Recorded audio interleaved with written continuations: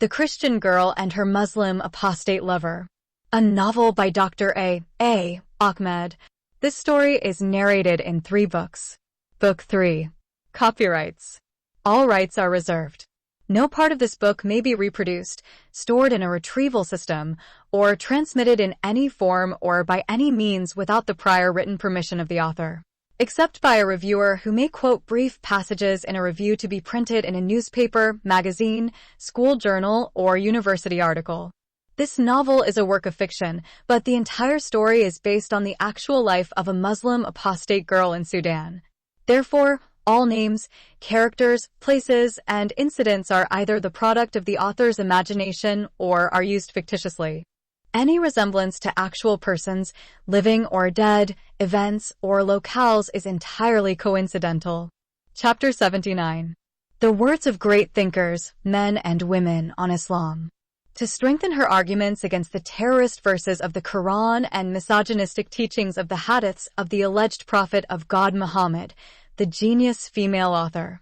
The Muslim apostate girl Ibtihal has quoted the words of some great men and women on Islam. Those thinkers collectively agreed that Muhammad is a false prophet who created a dangerous religion that has become throughout human history the sources for misogyny, invasion, mass murder, genocide, war crimes, pillaging, dispossession, robbery, terror, fear, misery, death, abuse, rape, slavery, forceful conversion, backwardness, poverty, and destruction. Swami Vivekananda is a contemporary Indian philosopher, describes the attitudes of Muslim mujahideen when they invaded India and forced by the sword their religion on Hindus. He says, their watchword is, there is one God, Allah, and Muhammad is his prophet. Everything beyond that not only is bad, but must be destroyed forthwith, at a moment's notice. Every man or woman who does not exactly believe in that must be killed. Everything that does not belong to this worship must be immediately broken. Every book that teaches anything else must be burnt. From the Pacific to the Atlantic, for 500 years blood spilled all over the world. That is Mohammedanism, Islam. This is part of his speech that was delivered at the Shakespeare Club of Pasadena, California, the USA, on February 3, 1900. Again, he says, every step forward was made with the sword, the Quran in the one hand and the sword in the other. Take the Quran, or you must die. There is no alternative. This speech he delivered in the Universalist Church, Pasadena, California, the USA, on January 28, 1890. Swami Vivekananda also says, one religion may order something very hideous. For instance, the Mohammedan religion allows Mohammedans to kill all who are not of their religion. It is clearly stated in the Quran, kill the infidels if they do not become Mohammedans, see Surah Al-Tawbah 9, verse 5. They must be put to fire and sword.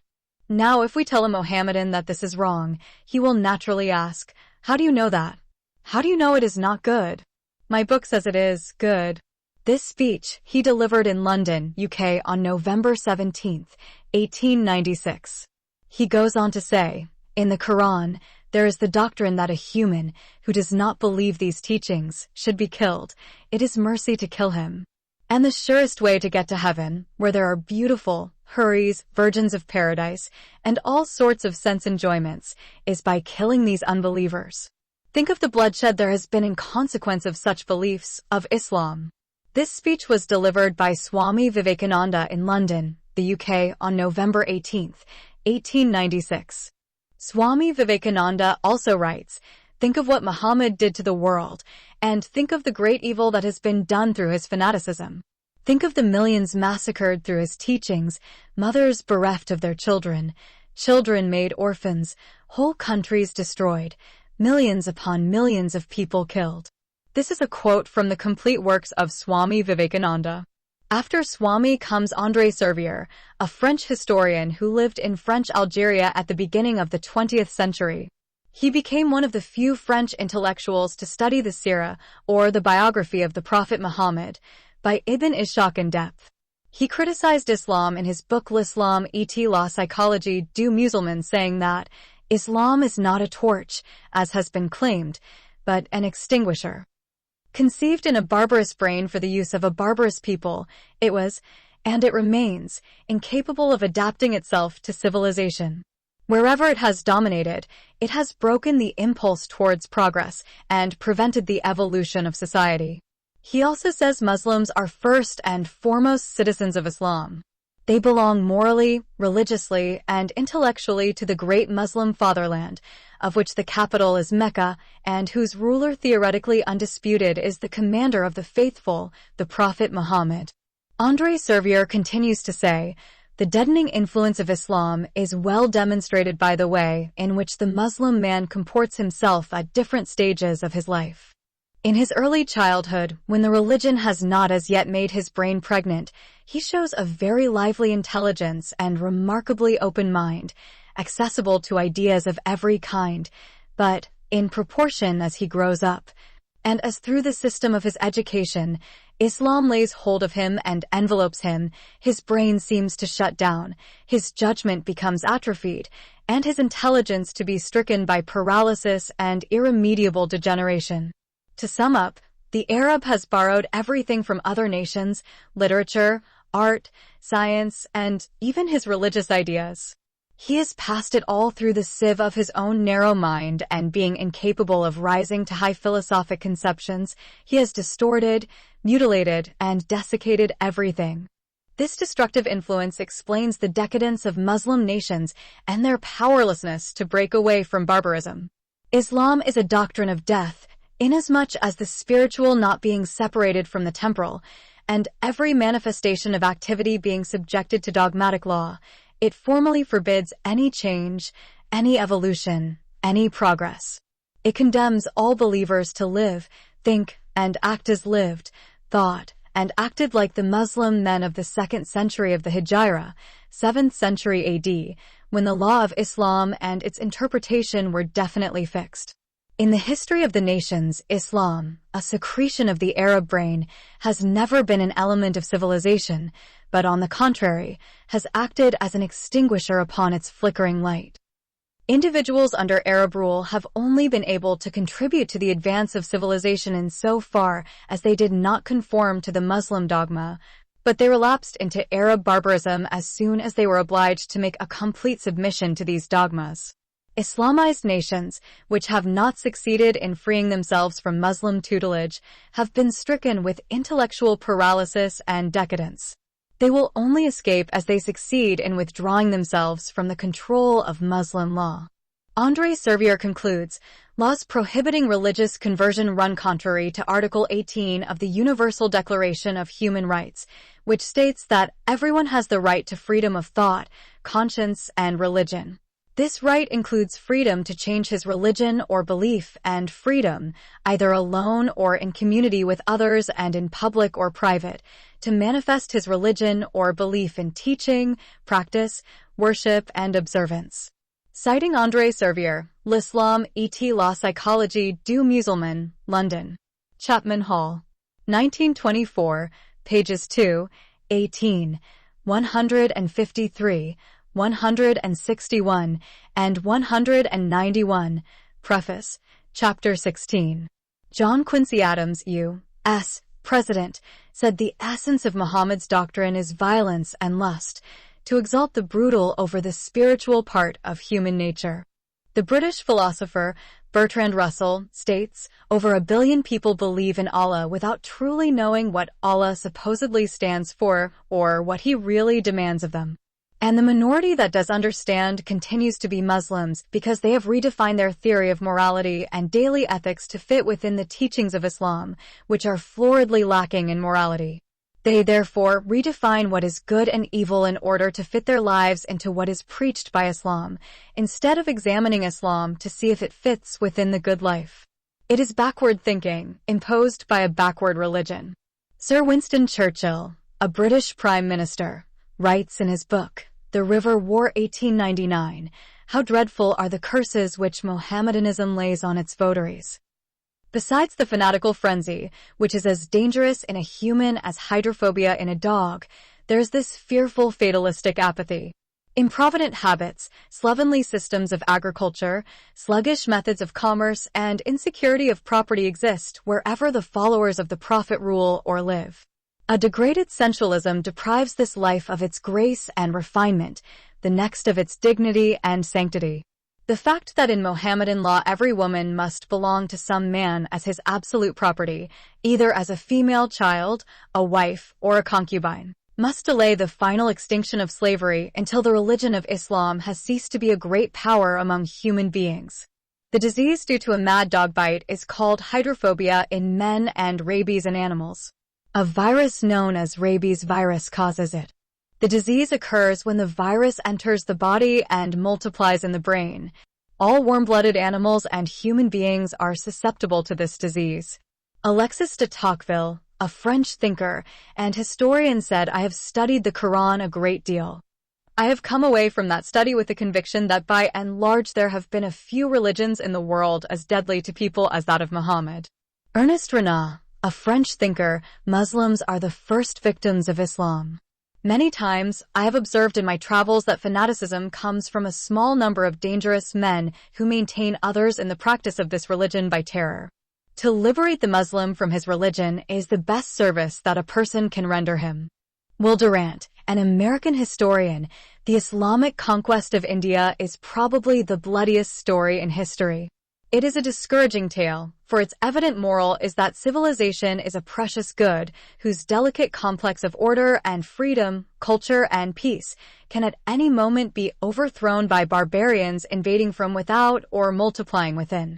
He means to say Muslims multiply from within through their polygamies and from without through invasions. And today, through legal immigration of the United Nations resettlements of Muslim refugees in the West, and through illegal human smuggling via the Mediterranean Sea and other ports of the entrances to Europe. Conrad Elst, a Belgian historian, the Muslim conquests, down to the 16th century, were for the Hindus a pure struggle of life and death. Entire cities were burnt down, and the populations massacred, with hundreds of thousands killed in every campaign, and similar numbers deported as slaves. Every new Muslim invader made, often literally, his hills of Hindu skulls. As a contribution to research on the quantity of the Islamic crimes against humanity, we may mention that the Indian subcontinent population decreased by 80 million between the year 1000 conquest of Afghanistan and the year 1525 end of the Delhi Sultanate. This statement proves our early assertion that Muslim mujahideen killed 80 million Hindus and 60 million Christians through their bloody invasions of other nations during their jihad in the name of Allah.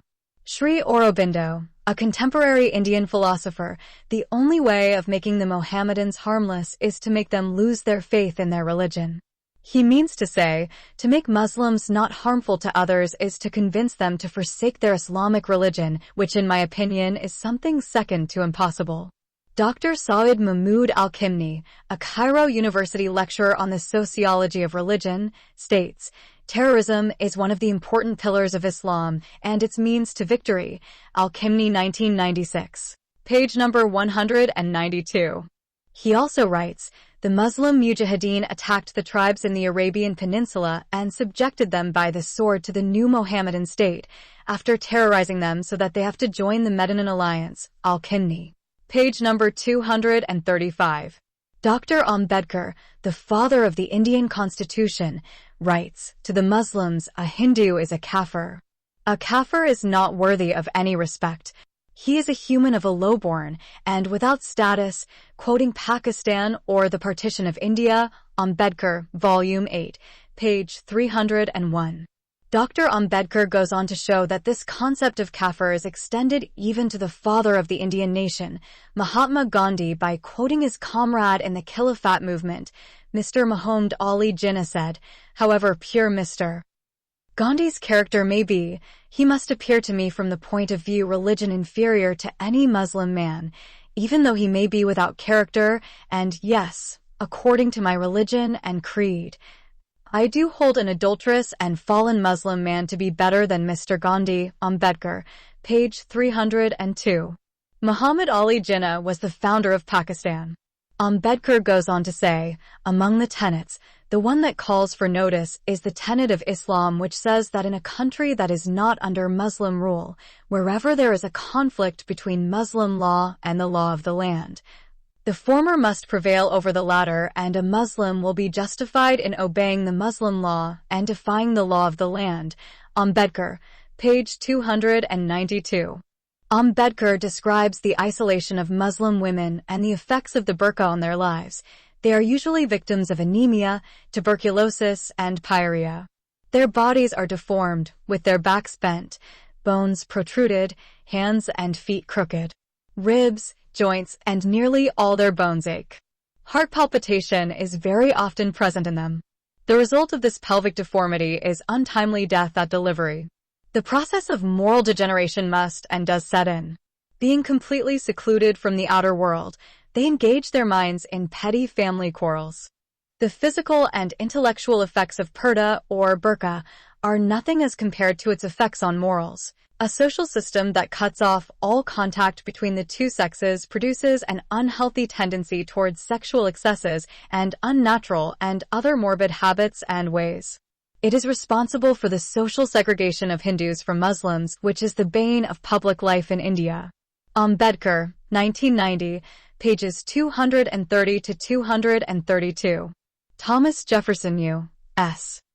President says, what they did was founded on the laws of their prophet, that it was written in their Quran, that all nations who should not have acknowledged the Islamic religious authority are sinners, that it was their right and duty to make war upon them wherever they could be found, and to make slaves of all they could take as prisoners, and that every Muslim man who should be slain in battle is sure to go to paradise. Patriarch Sophronius of Jerusalem city, who witnessed with his own eyes the spread of Islam in Arabia and the Levant, and the fall of the holy city of Jews and Christians, described the Muslim invaders as godless barbarians who burnt churches, destroyed monk monasteries, profaned the crosses, and blasphemed against Christ and the Church. Muhammad ibn Zakaria al-Razi was a Persian philosopher, writes, if the people of this religion of Islam are asked about the proof for the soundness of their religion, they flare up, get angry, and spill the blood of whoever confronts them with this question. They forbid rational speculation and strive to kill their adversaries. This is why truth became thoroughly silenced and concealed. Blaise Pascal, a French mathematician and inventor, writes, Muhammad established a religion by putting his enemies to death, Jesus Christ by commanding his followers to lay down their lives. The founder of the Reformation, Martin Luther, viewed Muhammad as a devil and firstborn child of Satan, citing Muhammad and Mohammedanism, Catholic Encyclopedia 1913. Voltaire, in his play Muhammad the Prophet, described the Prophet Muhammad as an impostor, false prophet, fanatic, hypocrite, deceitful character, sublime charlatan, and the founder of the false and barbarous sect, Voltaire. Muhammad the Prophet, or Fanaticism, a tragedy in 5 acts, translated by Robert L. Myers, New York, Frederick Unger, 1964.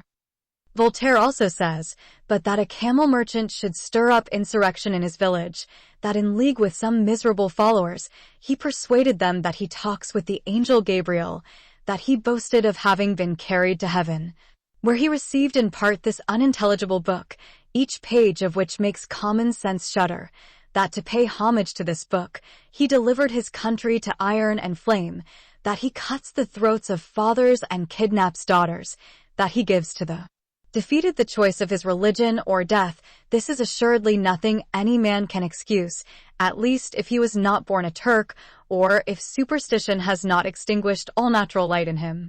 Referring to Muhammad, in a letter to Frederick II of Prussia, December 1740, published in Ouvre Completes de Voltaire, Volume 7, 1869, edited by Georges Avenel, page 105. After reading the Quran, Voltaire found in it the contradictions, the absurdities, the anachronisms, rhapsody, without connection, order, and art. Quoting Farid Ali Hadawi, Hussein, 1962. English Arabesque, the Oriental mode in 18th century English literature. Cornell University. He also considered the Quran to be ignoring the laws of physics. Citing Ghani, Ahmed, 1996. Images of Islam in 18th century writings. About Muslims, Voltaire says, "Nothing is more terrible than a people who, having nothing to lose, fight in the united spirit of rapine and of religion." By rapine, he means the violent seizure of someone's property through armed robbery. Smollett, Tobias, Morley, John, 1905. The Works of Voltaire, A Philosophical Dictionary, page 105. Finally, Voltaire concluded that Muhammad ordered the murder of his critics. Voltaire, Muhammad the Prophet or Fanaticism, A Tragedy in 5 Acts, translated by Robert L. Myers, New York. Frederick Unger, 1964. Mansur ibn Kamona, a Jewish physician and philosopher, states, "That is why, to this day we never see anyone converting to Islam unless in terror, in quest of power, to avoid heavy jizya, to escape humiliation, or if taken prisoner, or because of infatuation with a Muslim woman, or for some similar reason. Nor do we see a respected, wealthy, and pious non-Muslim well-versed in both his faith and that of Islam, going over to the Islamic faith without some of the aforementioned or similar motives."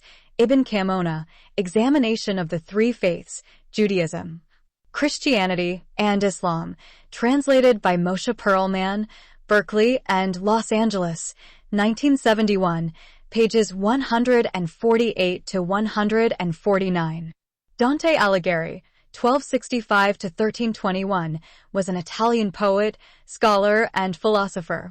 In his Inferno, Prophet Muhammad is portrayed as split in half, with his guts and intestines hanging out, representing his status as a schismatic, one who broke from the church. A Byzantine writer states that Muhammad is deceiving. Do prophets come with swords and chariots? You will discover nothing true from the said prophet except human bloodshed.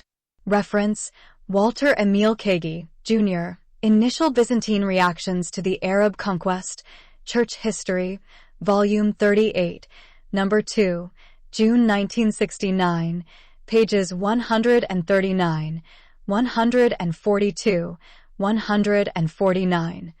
Quoting from Doctrina Jacobi Nuper Baptizative, pages 86 to 87. The Byzantine Emperor Manuel II, 1350 to 1425. In a dialogue with a Muslim Persian scholar, said, "Show me just what Muhammad brought that is new, and there you will find things only evil and inhumane, such as his command to spread by the sword the faith he preached.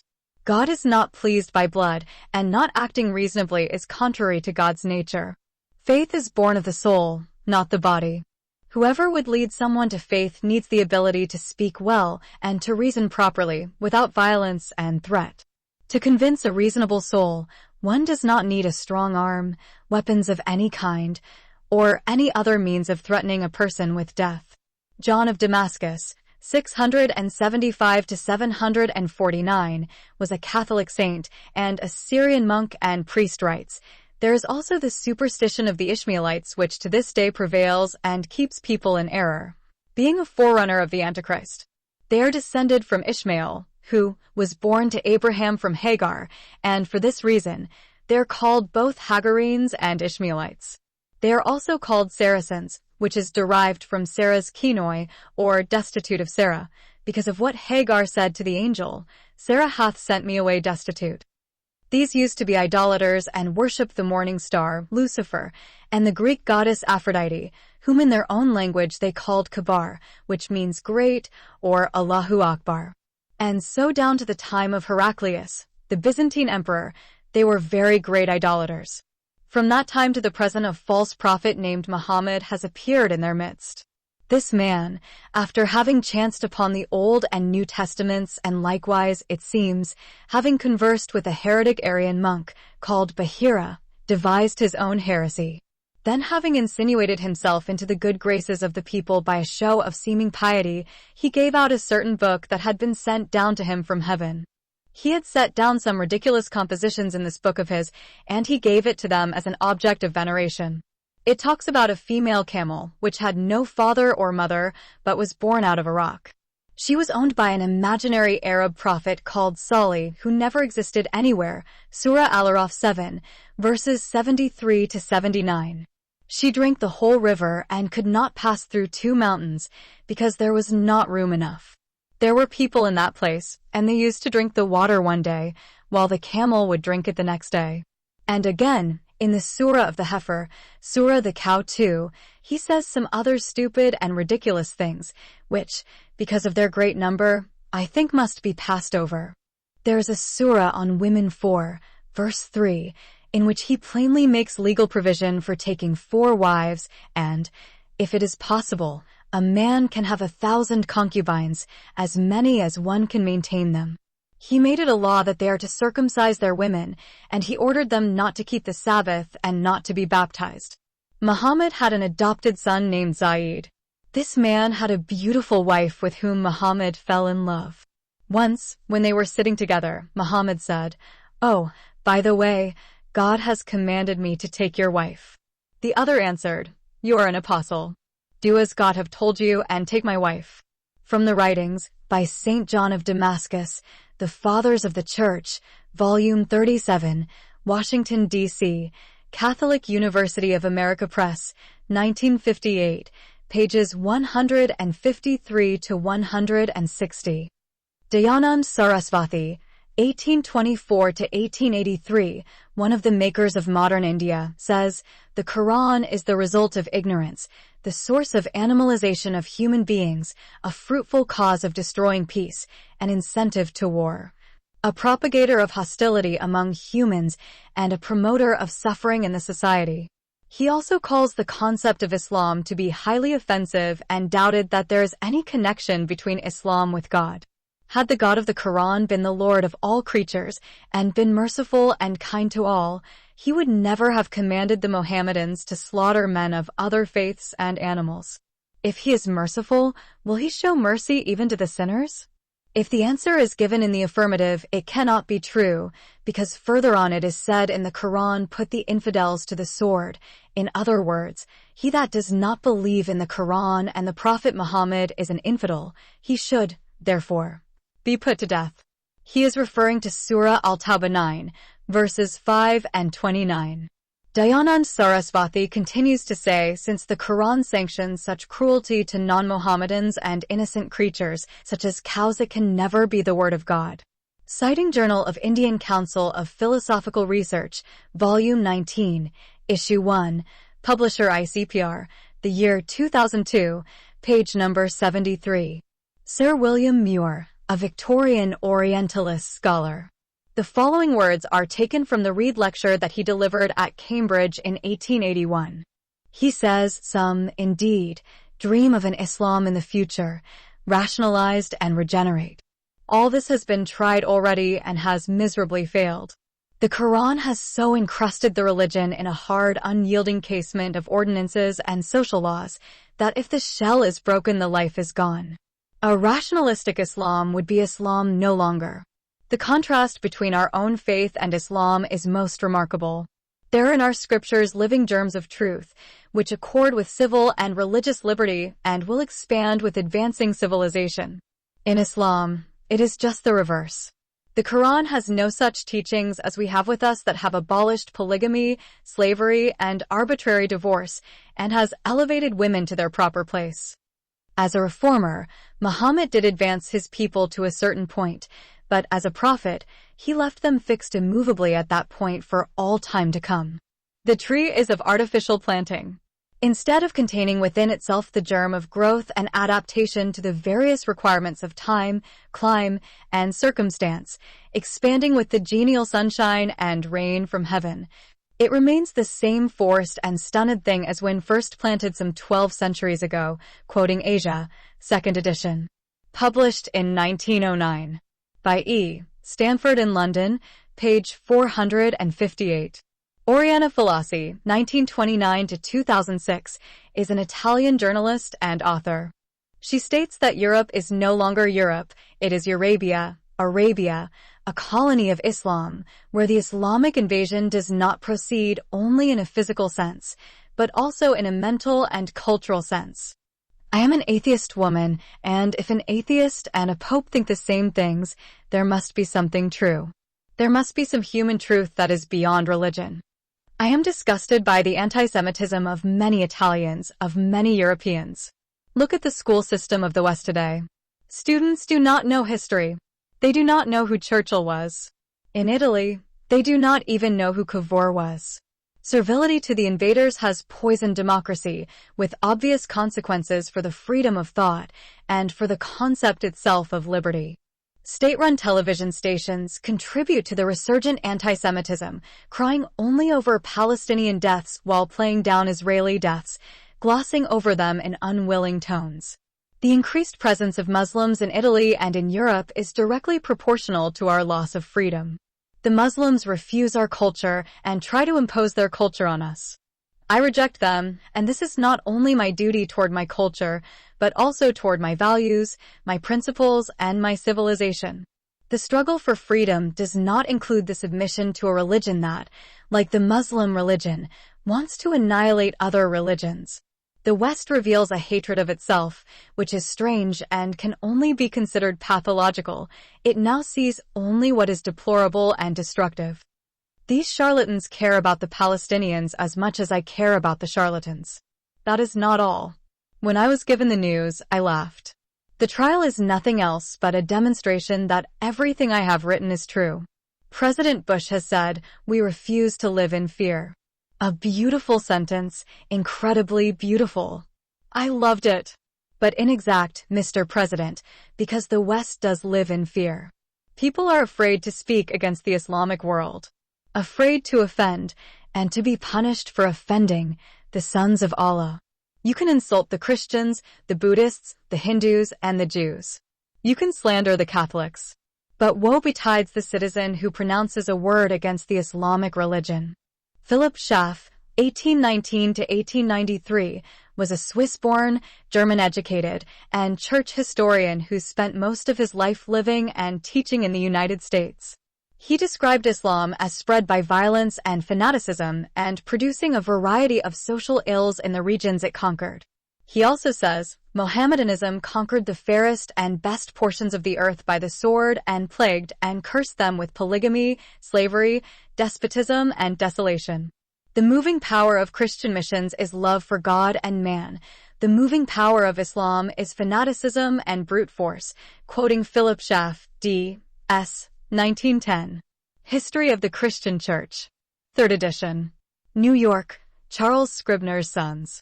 Volume 4, Chapter 3, Section 40, Position of Mohammedanism in Church History.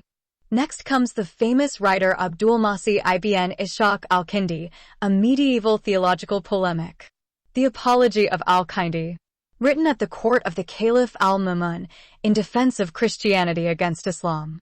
It is a dialogue between the Arab Christian scholar al-Kindi and the Arab Muslim scholar Abdullah ibn Ismail al-Hashimi, a member of the Caliphate court. Now tell me, al-Kindi says, what thing thy master, your prophet Muhammad, foretold or made known, in virtue of which thou holdest him to be a prophet. If thou sayest that he made known to us the history of the prophets that went before him, as of Noah, Abraham, Isaac, Jacob, Moses, the Messiah, and others, I have a ready answer, namely, that he told us what we knew already, and what even our very children are reading at school. And if thou wilt make mention of such other narratives, as the tribes of Aad and Thamud, of Salih and his she-camel, of the elephant, the year of the elephant, and the like, I reply that these are witless fables and old wives' tales, such as we Arabs hear night and day and are no proof whatever of a divine mission. And so, the evidence of the past falleth to the ground. But if thou sayest that he foretold what was to happen in the future, it behoveth thee to give instances of the same, for over 200 years have elapsed since his time, and surely something of what he foretold must have come to pass ere this. But thou knowest, and we all know, that thy master never uttered a single word of prophecy, and so, the other condition also failed. Such being the case, let us see whether there is any sign of the second kind of evidence, to wit of miracles. Now, Muhammad himself hath told us plainly that it was said to him, by the Almighty God, nothing hindered us from sending thee with miracles, but that those of old time gave them the lie. That is to say, if it had not been that thy people would have called them impostors, even as those of old did, we should have bestowed on thee the gift of miracles. Now, in my life, What, according to all the rules of logic, could be a more conclusive answer?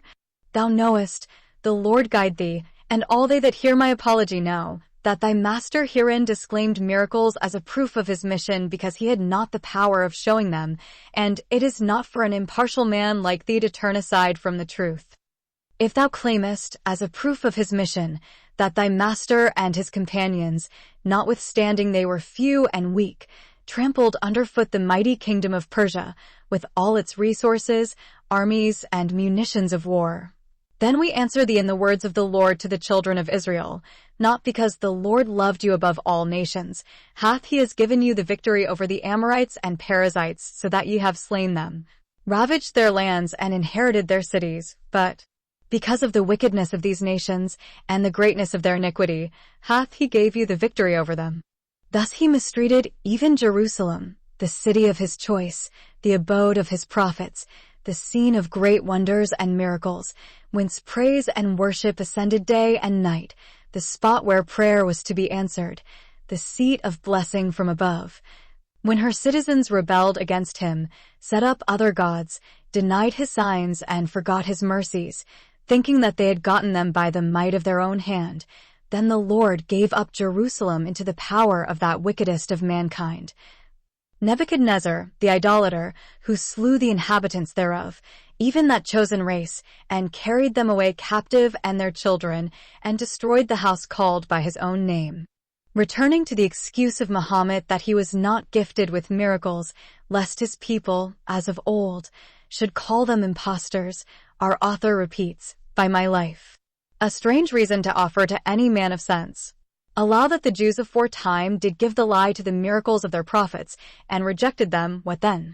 As to the Arab tribes, they could never on that behalf have given them the lie, seeing that no prophet had arisen amongst them before, nor any apostle whatever in Arabia, whether with miracles or without them. Doubtless had thy master shown them anything like a miracle, they would have attested the same, and not give it the lie, nor do we not see that multitudes of these same Arabs did accept his ministry, although they saw no miracles, neither heard of any wonderful work? But thou well known, the Lord preserves thee, that this argument will not stand inquiry. I turn to another subject. Now, we say that the bent of thy master's life doth not answer to the boast that he was sent a mercy and blessing to the human race. On the contrary, his chief object and concern were to take beautiful women as wives, attack surrounding tribes, slay and plunder them, and carry off their females for concubines. His chief delights were, by his own confession, sweet scents, and women, strange proofs these of the prophetic claim. Dennis Prager, an American columnist and author, in responding to a movement that contends that Islam is a religion of peace, wrote, "Now, Islam has never been a religion of peace. It began as a warlike religion and throughout its history, whenever possible, made war on non-Muslims, from the polytheists of North Africa to the Hindus of India, about 60 to 80 million of whom Muslims killed during their 1,000-year rule there." Khalil Abdul Karim was an Egyptian writer, scholar, and lawyer.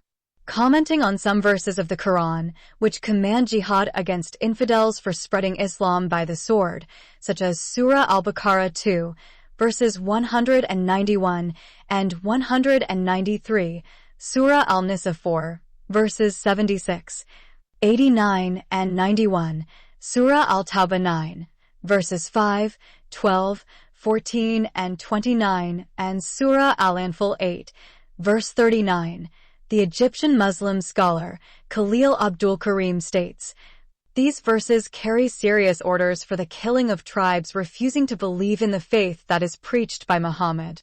And from the other side, there are hadiths issued by the Prophet that confirm this meaning very clearly, by which we mean killing anyone who refuses Islam. The Prophet Muhammad said, "I have been ordered by Allah to fight and kill all people until they bear witness that there is no God except Allah and Muhammad is the messenger of Allah. If they say it, they uphold from me their wealth and blood." In plain language, the price of noncompliance for anyone who refuses to witness or utter the two Shahada, the Islamic creed as proof of accepting the religion of Muhammad, is to lose all protection for his wealth and blood. Accordingly, the killing of one who refuses to utter the two shahada is an obligation to every Muslim without exception. The message of Muhammad to all tribes is, to accept Islam and you will be safe. Any tribe or an individual who refuses this offer would expose himself to physical annihilation, and his wealth, women, children, and slaves would be taken by the Muslims. Khalil Abdul Karim, 1999, pages 42 to 44. Muhammad Askar, an Iranian author and apostate, writes, while some of Muhammad's teachings have proven instrumental in crippling the lives of many of his own followers, others have been helping them to create schism and hatred in those humans who follow different philosophies of life. Allahu Akbar, essentially a Muslim war cry, still turns many Muslims engaged in battles, interfaith riots, and sectarian conflicts into ferocious animals. Alleged support given in the past by angels to the warring Muslims against the infidels drives small and weaker Islamic states to challenge the combined might of the world's all-industrialized nations. Murder of the Jews by Muhammad and his hateful teaching against them, in Surah Al-Ma'idah 5, verse 54, still generate fiery desire in most the Muslims for the elimination of all Jews from the face of planet Earth, and his call to kill the pagans whenever and wherever they are found, in Surah Al-Tawbah 9, verse 5, is a constant source of inspiration for many of his followers to engage themselves in the murder of all the Hindus of the world. His belligerent teachings, as Bernard Lewis has pointed out in his book, The Crisis of Islam, are considered by many Muslims to be a duty for them to destroy the entire world before their apocalyptic design of restoring the Islamic Caliphate can be realized. Louis Bertrand was a French novelist, historian, and essayist. He was the third member elected to occupy seat 4 of the Académie Française in 1925.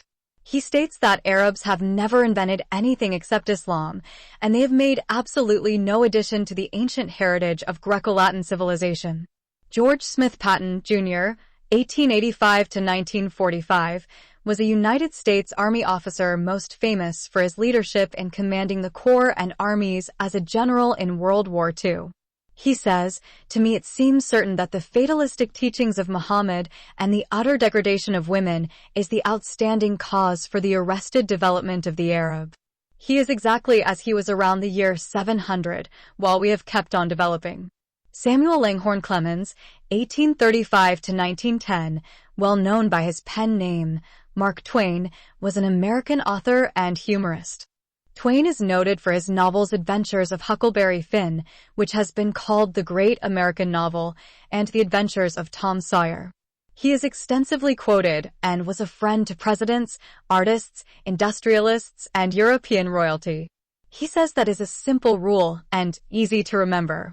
When I, a thoughtful and unblessed Presbyterian, examine the Quran, I know that beyond any question every Mohammedan is insane, not in all things, but in religious matters.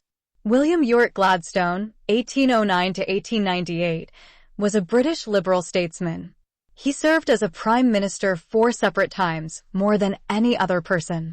He writes, "The Quran is an accursed book. So long as there is this book, there will be no peace in the world." Stephen K. Bannon, President Donald Trump's top strategist. On his radio show for Breitbart News, Mr. Bannon said, "Islam is not a religion of peace. Islam is a religion of submission," and he warned of Muslims' influence in Europe. "To be brutally frank, Christianity is dying in Europe and Islam is on the rise." Taslima Nasreen is a Bangladeshi female author and former physician who has been living in exile since 1994.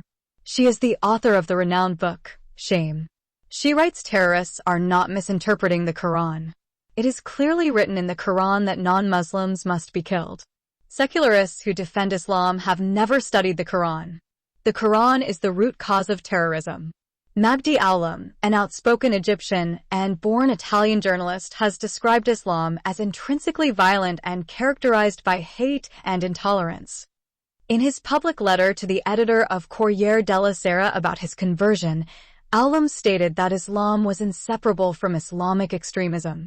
Criticizing Islam itself, rather than Islamic extremism, Aulam argued, "I asked myself how it was possible that those who, like me, sincerely and boldly called for a moderate Islam, assuming the responsibility of exposing themselves in the first person in denouncing Islamic extremism and terrorism, ended up being sentenced to death in the name of Islam on the basis of the Quran. I was forced to see that, beyond the contingency of the phenomenon of Islamic extremism and terrorism that has appeared on a global level, the root of evil is inherent in an Islam that is physiologically violent and historically conflictive.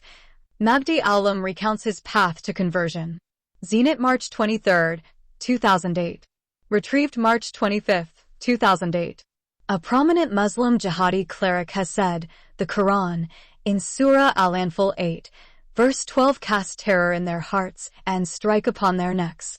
The phrase that they have been commanded to terrorize the disbelievers has been cited in the motivation of jihadi terror.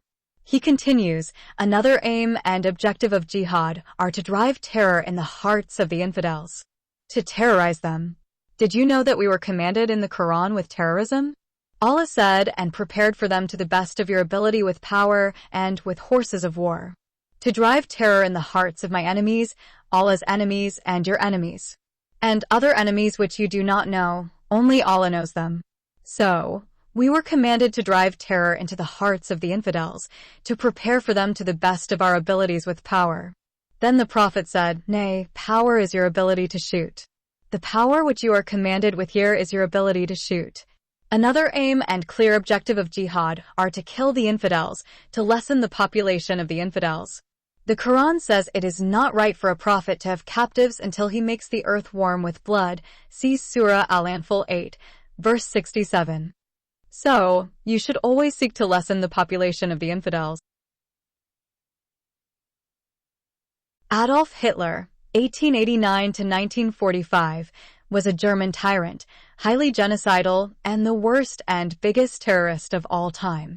He is the only person who praised Islam and wished his countrymen, the Germans, were Muslims and not Christians. He says, had Charles Martel not been victorious at the Battle of Poitiers already, you see, the Western world had not already fallen into the hands of the Jews, and so gutless a thing Christianity. Then we should in all probability have been converted to Mohammedanism, that cult which glorifies heroism, and which opens up the seventh heaven to the bold warrior alone. Then the Germanic races would have conquered the world. Christianity alone prevented them from doing so. Hitler continues, you see, it's been our misfortune to have the wrong religion, Christianity. Why didn't we have the religion of the Japanese, who regard sacrifice for the fatherland as the highest good? The Mohammedan religion, Islam, too would have been more compatible with us than Christianity. Why did it have to be Christianity with its meekness and flabbiness? The Prophet Muhammad. Finally, we need to quote the false prophet's confession.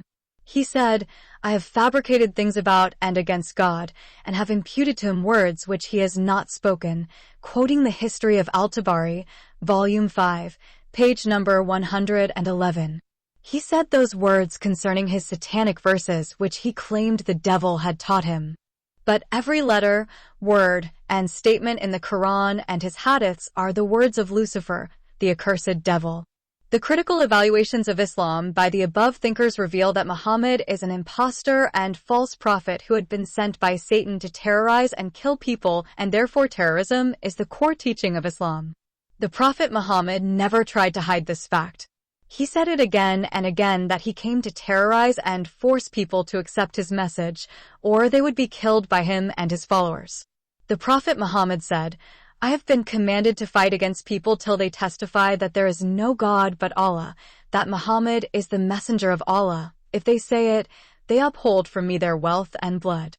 This hadith is mentioned repeatedly and time and again in 113 reliable Islamic books. In Sahih al-Bukhari, Book 8, Hadith number 387, and in Sahih Muslim, Book 1, Hadith number 33. The Messenger of Allah said, one who died but did not fight in the way of Allah, nor did he express any desire or determination, for jihad died the death of a hypocrite. Sahih Muslim, Book 20, Hadith number 4696.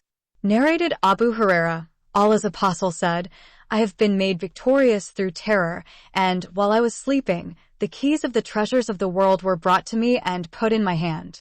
Abu Huraira added, Allah's apostle has left the world, died, and now you, Muslim mujahideen, are bringing out those treasures. Sahih al-Bukhari, Volume 4, Book 52, Hadith number 220.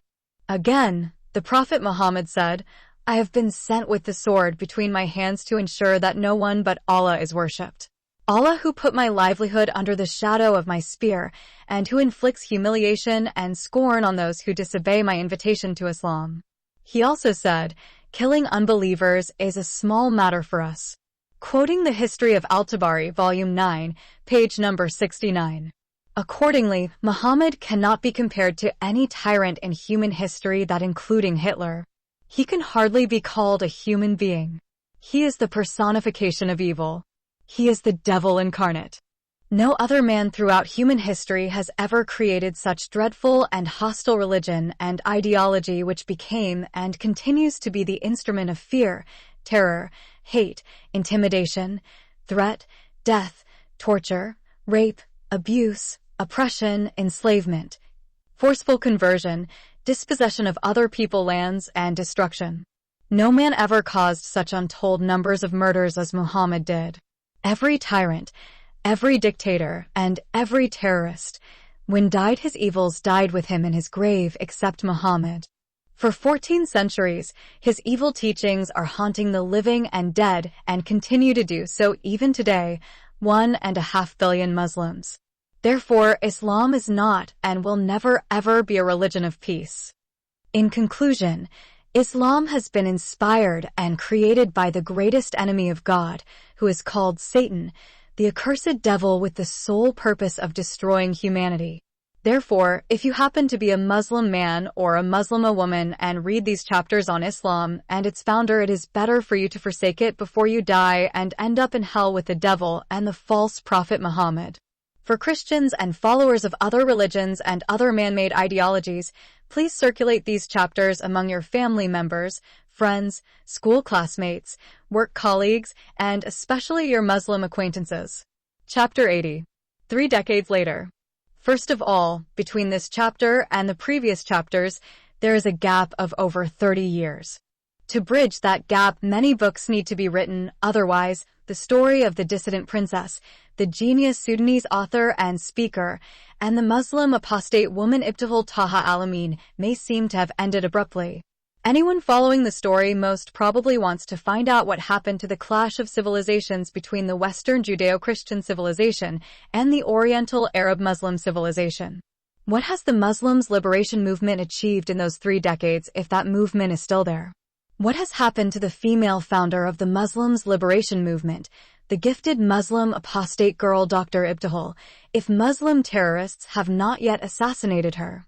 How is the crisis between the Western countries and Muslim countries solved?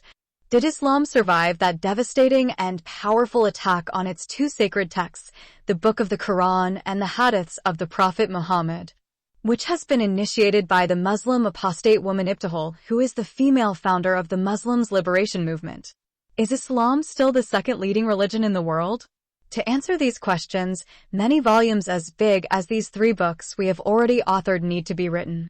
However, to avoid such a difficult task, let us concentrate on one specific issue which I believe would give us some glimpse into what happened during those many years. We must find out what has happened to the Muslim apostate wife Dr. Ibtihal and her Sudanese apostate husband, Dr. Kamal. The genius Sudanese beloved Ibtihal and her highly educated lover Kamal are blessed by God with 6 daughters and 2 sons. They named their daughters Iqlaz, Intisar, Rachel, Rima, Layla, and Juliet, and their sons Joshua and Alexander. They had so many difficulties in raising and educating those children. They were not able to send them to public or private schools for the fear of being kidnapped or assassinated by Muslim terrorists.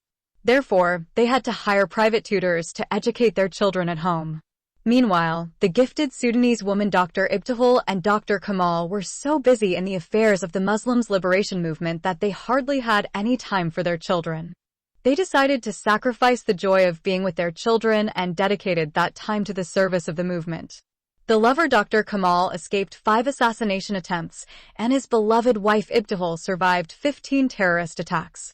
During those years, the gifted woman Dr. Ibtihal wrote and published 1,000 books. All her books have one theme and one goal. The theme of each and every book is exposing the causes of Islamic terror, and its goal is ridding the world of the evils of Islam. Therefore, she has been counted as the most influential female figure of the 21st century. She has also been awarded the Nobel Peace Prize 30 years after she began the Muslims' liberation movement. She received such an honorable prize for her great contributions that introduced a cure for the worst epidemic plague of the modern world and eradicated Islamic terrorism forever. The Muslims' liberation movement could not convince all Muslims to forsake their religion. Notwithstanding, after 30 years, Islam became the fourth major religion in the world. Christianity has 3 billion followers, Hinduism 1,500,000 adherents, Buddhism 1 billion believers, and Islam 200 million people. Most of the remaining followers of Islam are Arabs who were born and brought up as Muslims. 1 billion Muslims have left Islam and converted either to Christianity or became atheists, agnostics, or deists. Dr. Ibtihal authored a book which she gave it the title, My Dream Has Come True. In this book, she reminded the world of the vision that she saw when she wrote 30 years ago her book, Let Us Imagine a World Without Islam. Although her dream has been partially fulfilled, her great dream to see a world without Islamic religious terrorism is fulfilled beyond her expectation.